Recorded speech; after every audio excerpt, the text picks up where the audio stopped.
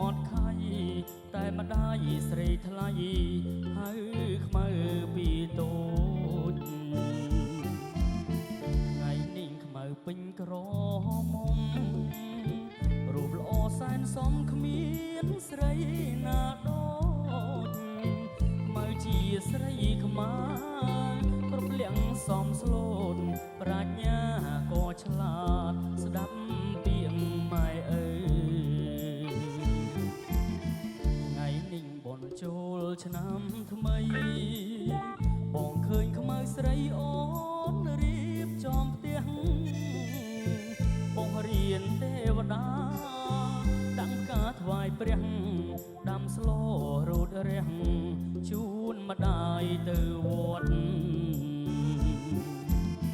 បងឃើញខ្មៅពូនភ្នំខ្សាច់រួចអូនដាំងបាដងទឹកស្រងព្រះជូនញ៉ាំងឃើញបងញញឹមសែនស្រស់អូនខ្មៅតែឈ្មោះសាច់សដូចសំឡី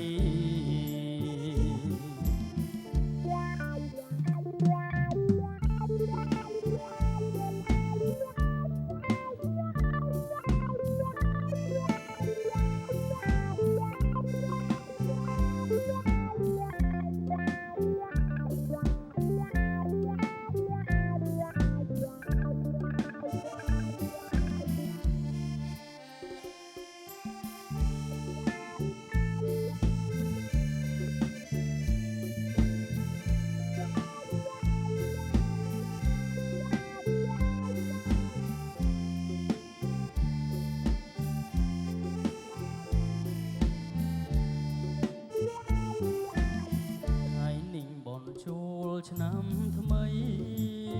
បងឃើញខ្មៅស្រីអូនរៀបចំផ្ទះបងរៀនទេវតាតាំងផ្កាថ្វាយព្រះដាំស្លរោតរះ